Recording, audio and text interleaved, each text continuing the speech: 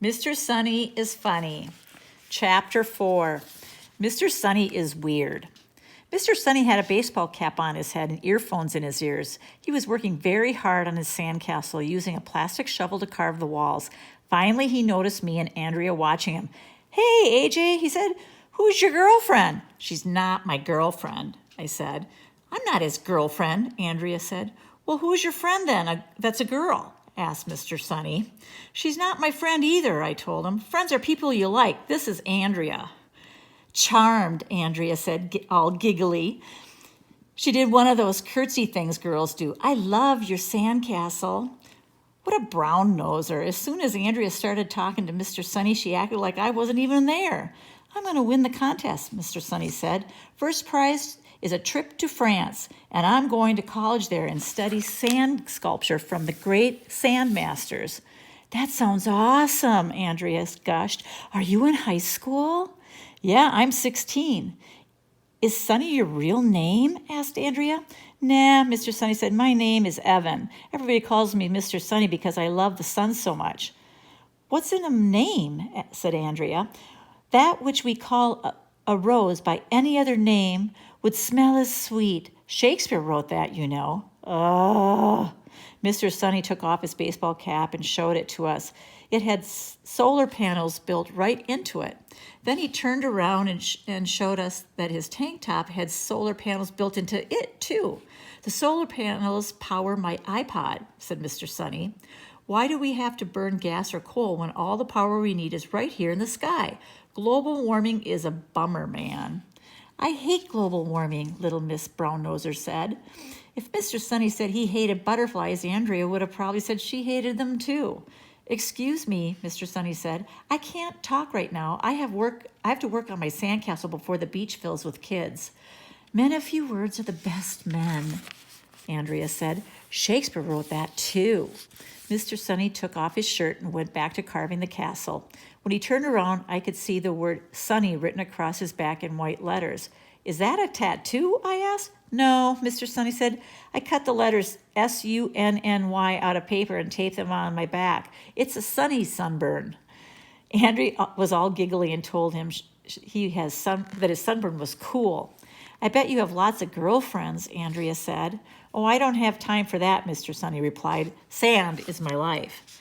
Mr. Sunny is funny, but if you ask me, people who wear solar panels and tape letters to their backs are weird.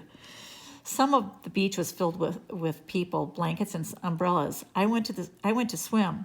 When I came back, Andrea had a bunch of other kids were gathered around Mr. Sunny. Part of being a lifeguard is to teach you kids about first aid," he said. "Does anybody know what to do if a person is drowning and can't breathe?" Little Miss Know Everything waved her hand in the air, just like she was at school, but Mr. Sunny called on me. So, na-na-na-na-boo-boo on Andrea. "It depends on who's drowning," I said. "If the quarterback of your Pee-wee football team is drowning, then you have to get a new quarterback right away, because if you don't have a quarterback, you'll have to forfeit the game." Everybody laughed, even though I didn't say anything funny. Andrea rolled her eyes. "How about you, Andrea?" asked Mr. Sunny. "If someone is drowning," she said, "you give them mouth-to-mouth resuscitation." "That's right," Mr. Sunny said. Andrea stuck her tongue out at me, and I stuck mine right back at her. "Arlo, don't you remember when Officer Spence gave mouth-to-mouth resuscitation to Mrs. Daisy at our graduation?" Andrea asked. "It was just like last week." "How am I supposed to remember what happened last week?" "Do you need a volunteer to practice mouth-to-mouth resuscitation on?" asked one of the girls. They all got giggly and waved their hands in the air. "Me, me, me," shouted Andrea. "Please, please, please, please pick me." "Okay," Mr. Sunny said. "Andrea, you're my volunteer." "Yay!" Andrea squealed, jumping up and down. I tell you, that please thing works every time. Mr. Sunny told Andrea to lie on the sand. "Okay," he said, "pretend you were drowning. I dragged you up on the beach and you can't breathe." "I can do that," I said. "You can pretend you were drowning and you can't breathe?" Mr. Sunny asked. "No, I can pretend that Andrea was drowning and can't breathe," I told him. "I do it every day." "You're mean, Arlo." Mr. Sunny knelt down next to Andrea. She closed her eyes. He tilted her head back a little and... Shark! pinched her nostrils shut with his fingers. Then he told us he was going to pretend to blow a few breaths of air into Andrea's mouth so she would be able to breathe again. He leaned over until his mouth was almost touching hers. Andrea puckered up her lips. Ew, disgusting. Mr. Sunny was about to kiss Andrea. I thought I was going to throw up. That's when the strangest thing in the history of the world happened. Shark! Somebody yelled. There's a shark in the water!